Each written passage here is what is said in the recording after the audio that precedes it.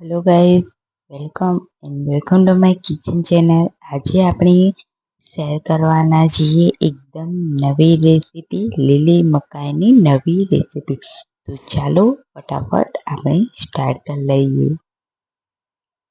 અહીંયા મેં 5 થી 6 બ્રેડ લીધેલા છે, તેને નાના નાના ટુકડા કરી અને મિક્સર જારમાં એડ કરી લઈ અને બ્રેડ ક્રમ્સ તૈયાર કરી લેવાના છે।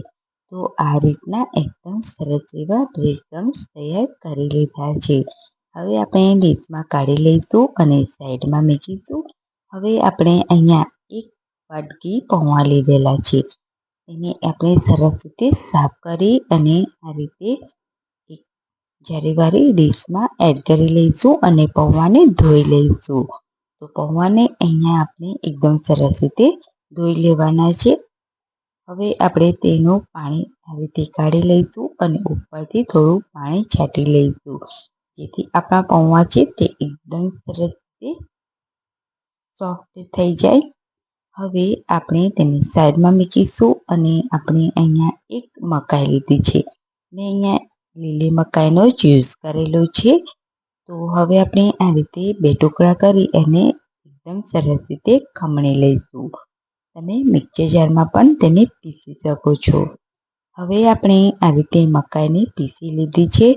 હવે આપણે તેમાં એડ કરીશું એક મોટું બટાટું બાફેલું, તેને પણ ખમણી લઈશું। ત્યારબાદ 1 વાટકી ધાણા, 1 વાટકી લીલી ડુંગળી, 2 તીખા મરચાં, 1 વાટકી કેપ્સિકમ, 1 વાટકી સૂકી ડુંગળી અને અડધી વાટકી બાફેલા મકાઈ એડ કરીશું। કાચી મકાઈ પણ તમે ઉમેરી શકો છો। ત્યારબાદ હવે આપણે તેમાં મસાલા એડ કરીશું।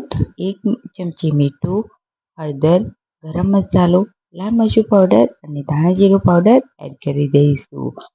આ નાસ્તાને આપણે બાઇન્ડિંગ આપવા માટે જે આપણે પૌવા પલાળીને મૂકેલા હતા તે એડ કરી દઈશું। તો અહીંયા આપણે પૌવા એડ કરી અને બધું જ મિશ્રણ મિક્સ કરી લઈશું। ત્યારબાદ આપણી જે ટિક્કીઓ છે તે એકદમ સરસ એવી બને અને ફાટે પણ નહીં, એટલા માટે આપણે 2 ચમચી આપણે કોર્નફ્લાવર એડ કરીશું અને મિક્સ કરી લઈશું। બેટર આપણે બધું જ એકદમ સરસ રીતે મિક્સ કરી લેવાનું છે અને આ મિશ્રણને તમે 2 થી 3 દિવસ માટે સ્ટોર કરી શકો છો। જો વધારે સમય તમારે સ્ટોર કરવું હોય તો ડુંગળીને સ્કીપ કરી દેવાની અને આ મિશ્રણ તમે સ્ટોર કરી શકો છો અને તમને જ્યારે પસંદ હોય તમને આ નાસ્તો ખાવાનો, ત્યારે તમે ફટાફટ તેને સેલો ફ્રાય કરી શકો છો। તો ખૂબ ઓછા તેલમાં આજે આ નાસ્તો બનીને તૈયાર થઈ જશે। આ રીતે થોડું થોડું પોષણ લઈશું અને ટિક્કીઓ વાળી લઈશું અને જે આપણે બ્રેડ ક્રમ્સ તૈયાર કરેલા હતા તેમાં આ રીતે કોટ કરી લઈશું બંને બાજુથી। તો આ રીતે આપણે બધી જ ટિક્કીઓને તૈયાર કરી લઈશું। તો બહુ જ મસ્ત નાસ્તો બનીને આપણો તૈયાર થઈ જશે।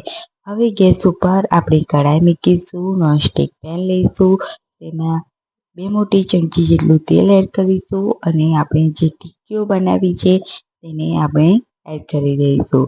મીડિયમ ટુ લો ફ્લેમ પર તેને વન સાઈડ તેને આ રીતે શેકી લેવાની છે અને તેને પલટાવી લેવાની છે। તો અહીંયા આપણે વન સાઈડ શેકાઈ ગઈ છે, સેલો ફ્રાય થઈ ગઈ છે, તો તેને ફરીથી પલટાવી લઈશું। ફરીથી 2 મિનિટ પછી ચેક કરીએ તો આપણી ટિક્કી છે તે બંને બાજુથી સેલો ફ્રાય થઈ ગઈ છે। તો આવી જ બધી જ ટિક્કીને આપણે સેલો ફ્રાય કરી લઈશું અને એક પ્લેટમાં કાઢી લઈશું।